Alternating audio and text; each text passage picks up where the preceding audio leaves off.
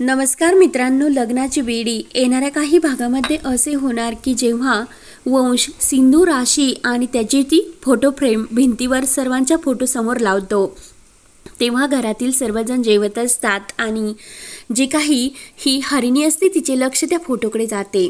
तेव्हा ती लगेच म्हणते की सिंधू मामी, आणि सिंधू जिवंत असल्याचे सर्व सत्य सर्वांसमोर येते। तर काकू आणि राजश्री खूप रडू लागतात आणि राघवला विचारत असतात की राघव, आपली सिंधू जिवंत आहे का? तर राघव हा सांगायला तयार नसतो आणि तो म्हणतो की हो, सिंधू जिवंत आहे।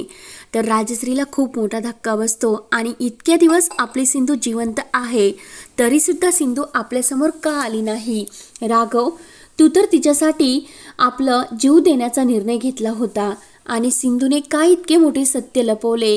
राघवला सुद्धा एक कॉल तिने का केला नसेल?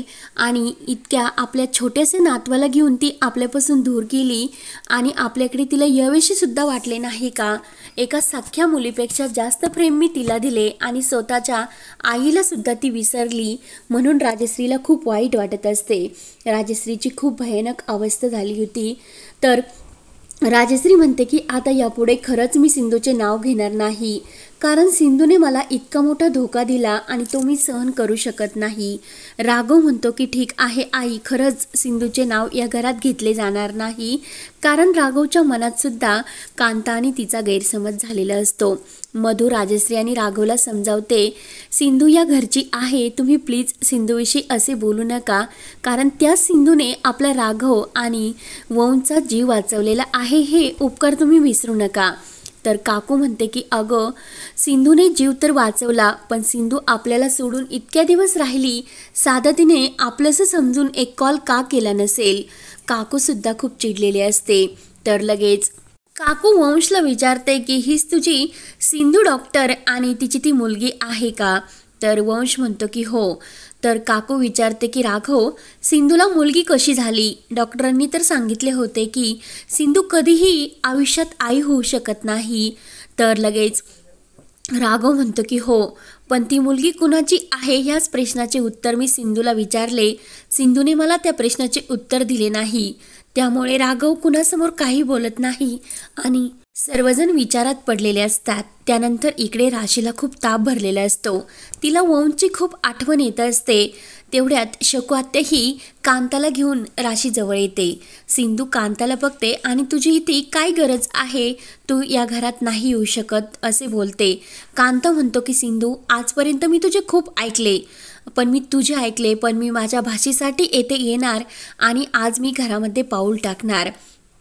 तेव्हा कांता राशीजवळ जातो आणि राशीला म्हणतो की राशी, तू जर अशी घरात नाराज होऊन पडून राहिली तर इन्स्पेक्टर कशी होणार? इन्स्पेक्टर होण्यासाठी स्ट्रॉंग असावे लागते। तेव्हा कांता राशीला म्हणतो की चल, मी तुला तुझ्या आवडत्या ठिकाणी घेऊन जातो। तर सिंधू सुद्धा काही बोलत नाही आणि कांता हा राशीला घेऊन जंगलात येतो। तेव्हा ज्या काही झाडावर राघव आणि मधूने जाताना लिहिलेले असते की बाबा लवकरच येणार, ते राशीला दाखवतो। तर राशी खूप खुश होते। त्यानंतर इकडे जेव्हा काकू आणि ऋतुजा ह्या सिंधूविषयी बोलत असतात, सिंधू ही आत्तापर्यंत आपल्याकडे का आली नसेल याच विचारात सर्वजण असतात। ऋतुजा म्हणते की काकू, तुम्ही सिंधूवर इतक्या रागवता आणि वंशच्या मनामध्ये सिंधू आणि जी काही राशी आहे त्यांच्याविषयी किती प्रेम आहे आणि तो तर कधीच सिंधूला विसरू शकत नाही। काकू म्हणते की नाही, या घरात कोणाच्याही आठवणीत आणि कोणत्याही सिंधूच्या आठवणी नसतील। तर लगेच ऋतुजा म्हणते की मग वंशच्या मनातील आठवण कधी काढू शकता तुम्ही? आणि वंश असा एक दिवस सिंधूला या घरात जर परत घेऊन आला तर काय करणार? काकू म्हणते की नाही, असे नाही होणार। त्यानंतर इकडे कांता हा राशीला आणखीन एक सरप्राईज देतो आणि सिंधू आणि शकू आत्या राशीची वाटच बघत असतात। तेवढ्यात कांता राशीला एक मस्त असा पोलीस ऑफिसरचा ड्रेस घालून आणि हातामध्ये बंदूक देऊन घरी घेऊन येतो। तर राशी खूप खुश होते आणि मी सवी जोशी इन्स्पेक्टर आहे असे म्हणते। तर सिंधू राशीला त्या रूपामध्ये बघून खूपच खुश होते आणि तिला आपल्या आप्पांची आणि राघवची आठवण होते। राशी शकवात्याबरोबर आतमध्ये जाते। सिंधू कांताला म्हणते की काय गरज होती तिला हे सरप्राईज देण्याची आणि तू माझ्या मुलीपासून दूरच राहा, मी तुला किती वेळेस सांगितले की आमच्यापासून दूर राहा।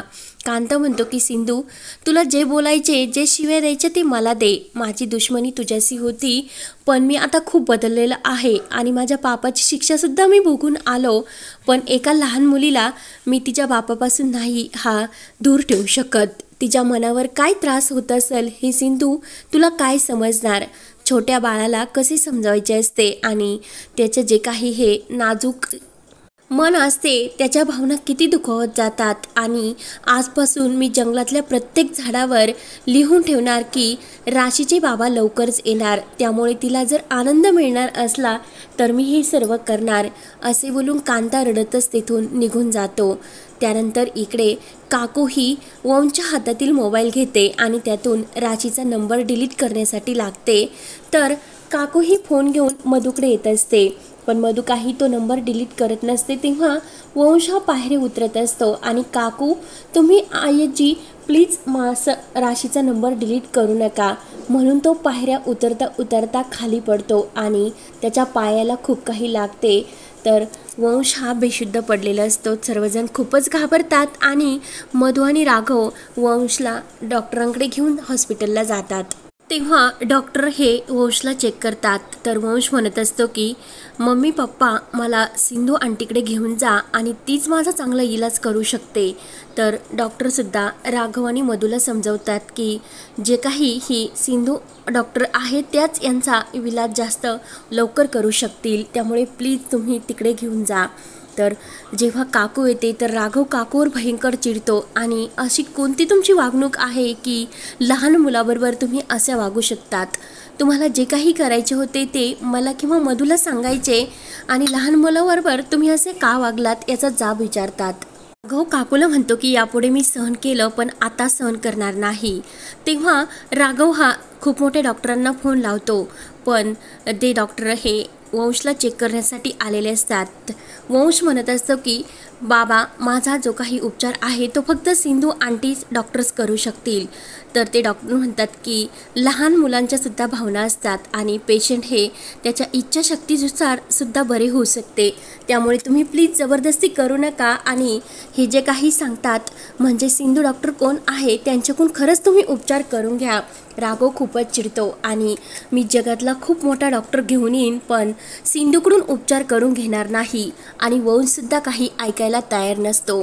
त्यानंतर इकडे राशीसुद्धा तिला वंशची आठवण येत असते आणि ती फोन करण्याचा प्रयत्न करत असते। सिंधू म्हणत असते की बाळा आता वंशबरोबर नाही बोलायचे आणि तुम्ही एकमेकांना भेटणारसुद्धा नाही, तर राशीसुद्धा खूप रडत असते। वंशची ही जे काही पायाची ही अवस्था आहे ती बिघडतच चाललेली असते आणि वंश काही दुसऱ्या डॉक्टरकडून इलाज करून घ्यायला तयार नसतो। राघव आणि राजश्री कितीही समजावण्याचा प्रयत्न करतात मात्र मधूसुद्धा ऐकत नसते। मधू म्हणत असते की वंशचा जो काही उपचार आहे ती सिंधूच करील, तिलासुद्धा सिंधूची आशा लागलेली असते, पण राघव आणि राजश्री ऐकायला तयार नसतात। घरातील सर्वजण सिंधूवर खूपच नाराज असतात आणि इकडे कांताने जो काही प्लॅन केलेला असतो की सिंधू आणि जी काही राशी आहे तिला राघवकडे पाठवायचे म्हणजे राशीला तिचे बापाचे प्रेमसुद्धा मिळेल। तेव्हा सिंधू ही कांताचे ऐकते आणि आपल्या घरी येण्याचा निर्णय घेते। सिंधूसुद्धा तिकडे जायला निघलेली असते, तर पुढे काय होणार आणि जो काही वंश आहे तो इलाज हा सिंधूकडेच कसा करून घेणार आणि ऐनवेळी सिंधू ही देवासारखी धावून येऊन वंशला या अवस्थेतून कशी वाचवणार हे पाहण्यासाठी आपल्या चॅनलला नक्की सबस्क्राईब करत राहा। धन्यवाद।